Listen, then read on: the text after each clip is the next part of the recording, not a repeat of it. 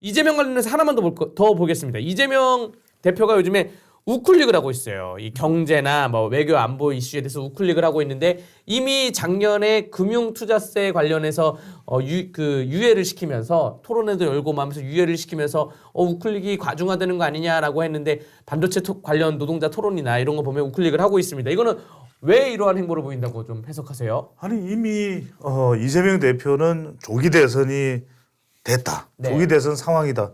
이렇게 해석할 수밖에 없겠죠. 그래서 중도 표심을 공략하는 건 뭐냐면 지금 일단 재판은 두렵기는 하지만 아직 재판 선고가 나온 건 아니니까 지금 당장 보수층들은 결집하고 있죠. 이게 내후 외환이죠. 안으로는 또 비명계가 직격을 하고 있죠. 그런 상황에서 이재명 대표가 중도 외연 확장 전략을 씀으로써 이걸 좀 희석시킬 수 있는 거 아니냐 이 판단을 하고 있어요. 그래서 대표적인 것이 흥묘백묘. 네. 무슨 검은 고양이든 흰 고양이든 무슨 상관이 있느냐. 생지만 잘 잡으면 되는 거 아니냐 이렇게 얘기를 하니까 국민의힘에서 하는 소리는 그거잖아요. 고양이한테 생선 가게 못 맡기겠다. 이렇게 이제 그렇죠. 이야기를 하는 상황인 것이고 대표적인 것이 이제 그동안 이재명 대표가 해왔던 것이 미국을 견제하고 무슨 점령군 이야기가 있었나요? 뭐 그랬던 것으로 이제 이야기가 됩니다만 그 외에 일본에 대해서도 뭐 그동안 꼭 이재명 대표가 아니더라도 민주당에서 뭐 토착 왜군이 이른바 노저펜 이런 상황이 벌어졌었죠. 물론 그랬어야 될 만한 역사적인 사건도 있었는지는 몰라도 그토록 일본 또 심지어 미국까지 포함해서 비판의 날을 세워왔던 이재명 대표인데 트럼프 대통령 떡하니 그 부분도 유튜브에 등장했던 그분인가요? 박모 의원인가요? 네. 그래서 지금 뭐 신청을 했다. 이거는 뭐냐면 이른바 국민들의 의심을 좀 잠재워서 중도 표심을 확대하고 안팎의 내후 외환을 좀 가라앉혀 가지고 대선에서 당선을 얻어내자 이런 이제 셈법이 이제 있다 이렇게 볼 수가 있는데 저는 세 가지를 제안을 합니다. 지금 이재명 대표에 대한 중도층의 생각이 조금이라도 바뀌려면 저는 이게 중요해요. 다른 거 지금 여러 가지의 어떤 수사라든지 이런 것보다도 첫 번째 추경 예산 이거부터 빨리 해야 돼요. 그러면은 적어도 소상공인이나 중도층 자영업자들은 그래도 이재명 대표가 뭔가 행동을 하는구나. 두 번째 저는 반도체법 이 부분도 자꾸 뭐 토달 일이 아니잖아요. 뭐 이거는 어떻고 저거는 어떻고 지금 AI 경쟁에서 뒤처지면 우리 미래 없을 거예요. 메이크 그레이트 노 그레이트 어게인이에요. 세 번째는 뭐냐면 저는 지금 비명에서 직격하는 것이 뭐냐. 너무 지금 일극체제다. 이런 부분에 대해서 저는 한번 제안을 하건데 박용진, 김부겸, 김경수, 김두관 저는 또 김동연 이 사람들하고 밥이라도 한번 하시죠. 식사라도 먹고 정말 온갖 의견을 들을 때 제가 다 반영하겠습니다. 이렇게 한마디만 하더라도 이런 우려와 의심이 좀 부식되지 않을까라는 생각을 하는 거죠. 여기 지금 댓글에 릴리님께서 우클릭 한다니까 진짜 우클릭 하는 줄 알더라라고 했는데 저도 이 생각에 좀 공감하거든요. 이재명 대표가 지금 소장님들이 세 가지 조언을 드렸지만 저도 한 두 가지 조언을 드리자면 정말로 우클릭 행보를 보이고 싶으면 경제적으로는 기본소득 공약에 대해서 폐지하셔야죠. 그거 하나 폐지하시고 두 번째는 북한을 주적이라고 명확히 말씀하십시오. 북한의 3대 세습에 대해서 비판을 명확히 하시고 그렇지 않으면 국민들이 우클릭한다고 진짜로 우클릭한 줄 알더라라고 속지 않을 것입니다. 네.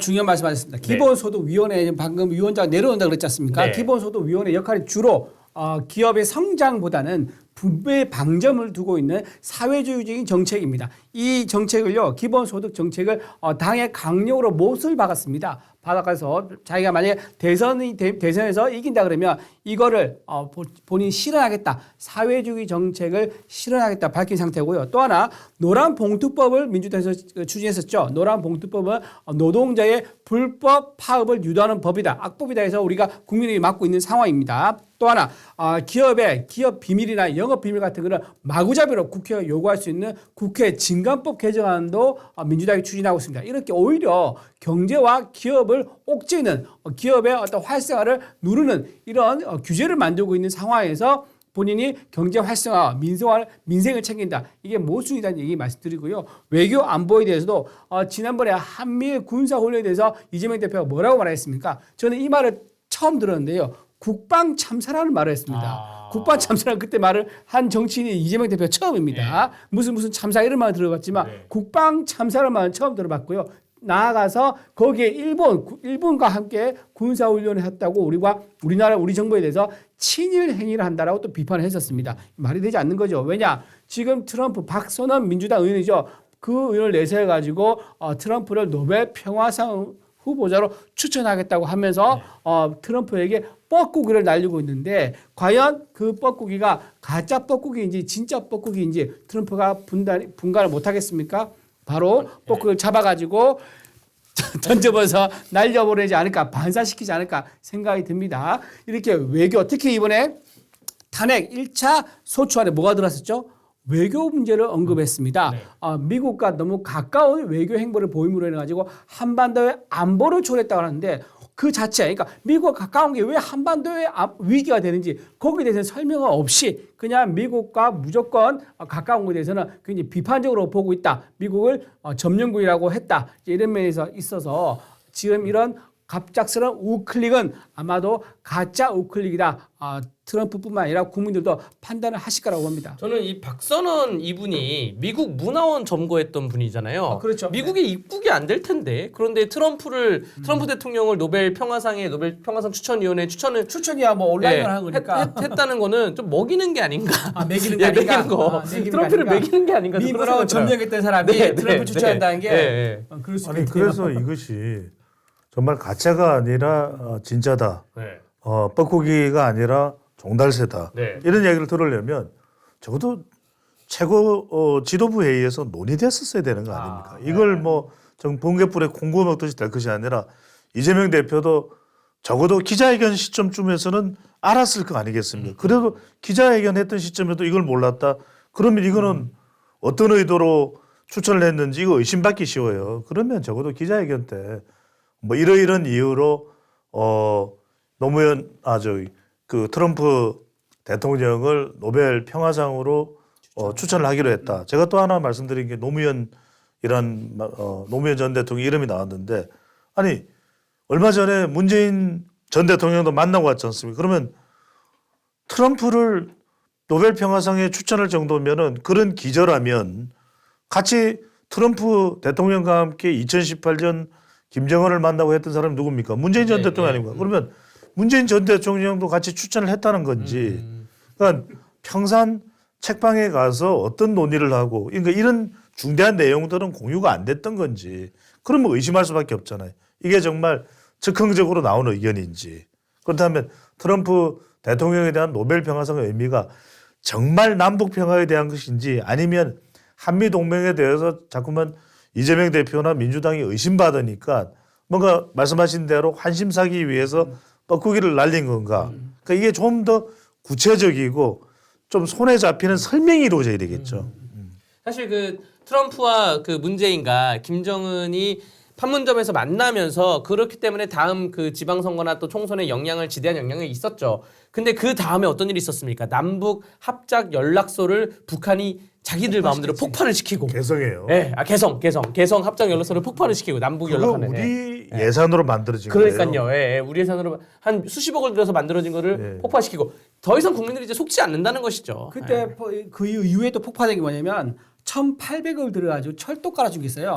철도하고 고속도로 깔아준 게 있습니다. 네. 그것도 작년이죠. 작년에 1,800을 들인 그걸 다 폭파시켜 버렸습니다. 그리고 대륙간 탄도미사일 그거를 지금 개발했습니다. 이게 뭐였냐? 우리가 퍼주기 하고 우리가 이제 원조를 하고 이러면서 그 돈이 쓰이지 않았겠느냐? 특히 평창 동계 올림픽 때 우리가 북한 선수하고 지도부를 다 초대했거든요. 네. 그때 30몇 억을 들여가지고 행사를 치렀다 그러더라고요. 근데 돌아온 거는 이렇게 대륙간 탄도 미사일 또는 이제 우리가 지어준 시설물 파괴 이런 것들밖에 없었다. 그리고 오물풍선까지 내려왔다. 정말로 순진하게 우리가 이런 식으로 북한의 선량한 의지만으로 평화를 가질 수 있다 믿는 거는 굉장히 경계해야 된다 생각합니다. 저까지 얘기를 하나 말씀드리면 민주당은 이렇게 좌클릭을 가고 있는데 민주당이 이제 우클릭을 하고 있는데 국민의힘은 그러면 좌클릭을 해야 되냐? 저는 여기에 대해서는 또 약간 좀 반대의 입장이라고 먼저 말씀을 드리자면 조지 부시가 그 재선을 하면서 재선 선거 기간에 했던 발언이 악의 축 발언을 했어요. 악의 축 발언이 북한, 이라크, 이란이 3대 악의 축이다라고 발언을 했고 트럼프도 지금 재선을 하면서 그냥 본인의 확고한 정책성을 지키면서 재선을 한 것이거든요. 우리도 국민의힘도 보수 정당도 보수에 대한 보수 가치에 대한 정체성을 지키면서 다음에 선거를 준비해야지 민주당이 중도를 흡수하기 위해서 우클릭을 하네. 야, 우리도 좌클릭을 해야 되겠다. 이러한 생각을 좀 안 했으면 좋겠습니다. 오히려 정책성을 확고히 갖고 가면서 물론 뭐 복지나 노동 문제에 대해서 폭넓게 이해를 해야 되는데 보수 정당에 이어온 그러한 가치관을 지켜야 된다고 생각이 됩니다. 이 말씀은 꼭 드리고 싶은 게 뭐냐면 지금 강대기 변호사가 중요한 이야기를 하셨는데 흥묘병묘를 논할 때가 아니라 저는 국민의힘과 또는 8년 전에도 제가 강연에서 그런 이야기를 한 적도 있습니다만 또 그런 분석을 한 적도 있습니다만 중요한 건 이거예요. 제일 중요한 건 실력입니다. 지금 이런 한반도 같이 지정학적으로 불안한 나라에서는 지도자나 국회의원들이 가지고 있어야 되는 건 뭔지 아십니까? 이념이 아니에요. 물론 이념적 정체성을 가지고 있어야 됩니다. 제일 중요한 건 실력입니다. 우리가 실력을 가지고 있으면요. 우리 회사가 보너스 많이 주고 탄탄하고 정말 부영 같은 기업에서는요. 자녀 한 명당 1억씩을 줘요. 부영 회장에 대해서도 이중근 회장님에 대해서도 지금 노인 회장인데 여러 말들이 많아요. 하지만 저는 그런 이야기 다 떠나서 정말 이 기업은 실속이 있는 회사잖아요. 그렇잖아요. 1억씩 주잖아요. 제가 드리는 말씀이 이런 거예요. 국회의원 싸가지 없어도 좋습니다. 정말 엿먹일 사람도 좋습니다. 그런데 제발 좀 실력이 있어요. 실력이 있어야 돼요. 실력이 있어서 국민들한테 돈 많이 끌어오고 법안 정말 예리한 법안 통과시키고 국민들이 볼 때 그래 저 녀석 말이야 남자든 여자든 국회의원 아니 성격은 어떤지 모르겠는데 실력이 있어. 정말 대단해. 이게 제일 중요합니다. 이게 덩샤오핑이 이야기했던 흥묘백묘의 핵심입니다. 인민들을 굶게 하지 말자. 중국을 가장 먹고 살 수 있는 나라로 만들자. 이게 덩샤오핑이에요. 그걸 아셔야 돼요.